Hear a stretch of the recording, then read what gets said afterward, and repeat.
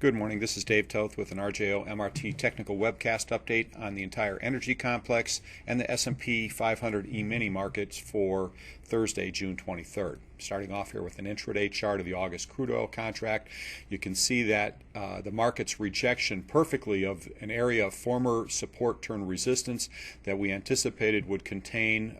what we approached as a bear market correction ahead of a resumption of the broader reversal lower. You can see the market's break this morning below the 91.51 low from Monday that reaffirms the intermediate to longer term bear trend. Perhaps most importantly, defines yesterday's 95.70 high as the latest corrective high and tightest risk parameter this market is now minimally required to recover above to arrest this sell-off, confirm a bullish divergence in at least short-term momentum, and expose a larger degree of recovery. While the market remains below 95.70, moving here to a daily log scale chart, you can see the magnitude of the broader reversal lower from the May 2nd high way up at 114.83. This broader reversal lower remains intact, and further and possibly accelerated losses are anticipated straight away. From a very long-term perspective, looking at a weekly log scale chart here,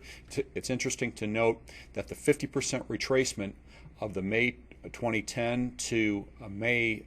this year rally, 67.15 up to 114.83. Again, on a log scale, the 50% retrace of that move cuts across at an 87.81 area. That's in the same general area as former major resistance from the first half of last year at 87.15. So the 87 handle is a prospective support area, a support candidate. However, given the clear and present downtrend, only an accompanying confirmed bullish divergence in momentum from any low, let alone an area around an 87 handle,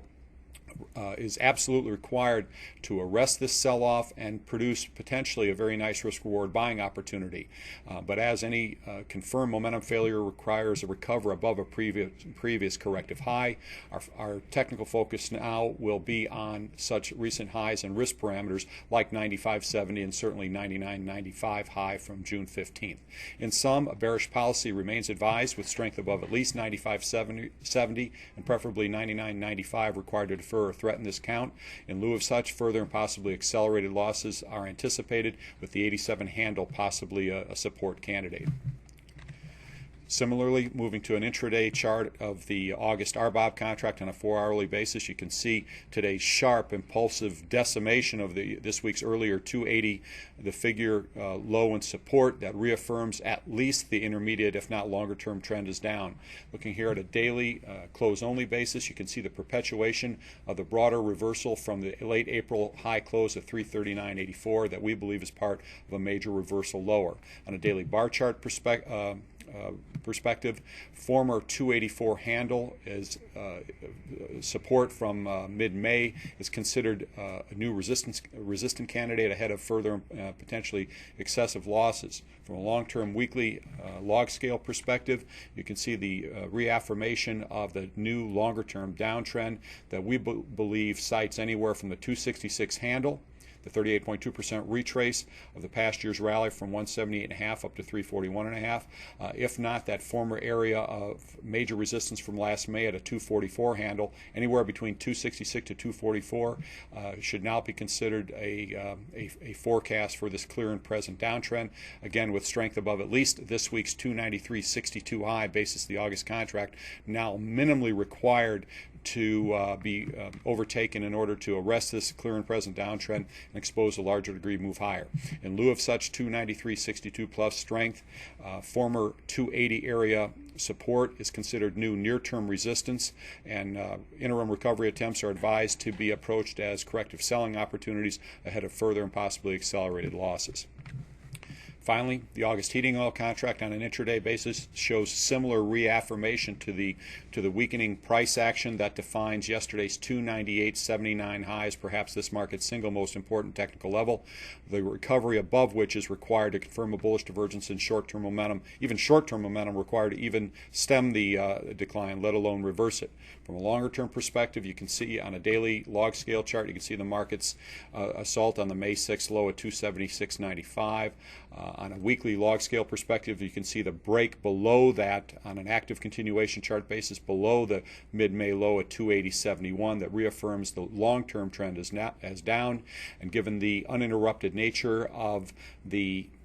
August 2010 to April of this year's rally, the break below that mid-May low now exposes an area that's virtually devoid of any kind of support levels of any merit, shy of last May's 235.74 area, former resistance term support. The market's downside perspective is wide open, and further and possibly accelerated, even relentless losses are expected straight away, especially given the extent to which the managed money community has its neck sticking out on the bull side, with over 55,000 longs to just 7,000 shorts, providing plenty of fuel for downside vulnerability. In sum, a bearish policy remains advised, with strength above at least 298.79 required to even defer this count, let alone threaten it. Finally, and perhaps at the core of a lot of the other commodity sector weakness we've been experiencing over the past month or two, the S&P chart on a log scale here, we've been continuing to update traders on the prospect of a major peak and reversal threat by virtue of the waning upside momentum that's arguably been intact since February of this year, and the prospect that the entire July of 2010 to April of this year's rally is a complete five-wave Elliott wave sequence. We continue to advise traders to anticipate further and possibly accelerated losses as part of a major peak and reversal of the equity markets. We've had the 1250 to 1215 range as a forecast range for prospective support, and by virtue of yesterday afternoon's and today's relapse shown here on an intraday basis, we believe the market has defined yesterday's 1293.75 high as the end of a three-wave and thus corrective sequence consistent with the developing bear trend shown here on a daily chart, the trend down from the May 1st high at 1373. In our recent updates, we advised approaching an interim recovery attempt as a corrective fourth wave ahead of a continuation of this broader decline, and again, by virtue of overnights and this morning's weakness, we believe the market has defined the 1294 area as the latest and tightest risk parameter to a bearish policy. We're not sure whether the correction is complete at 1294 or whether that high just defines the upper boundary of a more lateral consolidation pattern ahead of a resumption of the two-month decline. But for the time being, that's an objectively stated high and risk parameter that shorter-term traders with tighter risk profiles can use and should use to protect a bearish policy. In lieu of strength above at least 1294, and certainly on a break below the 1252 low from last week, this broader developing bear trend remains intact, and further and possibly accelerated losses remain anticipated, with a downside potential, we believe, ranging anywhere from the 1250 area to 1215. Please stay tuned to updates on these and other markets on our RJOMRT.com website, and good luck with today's trading.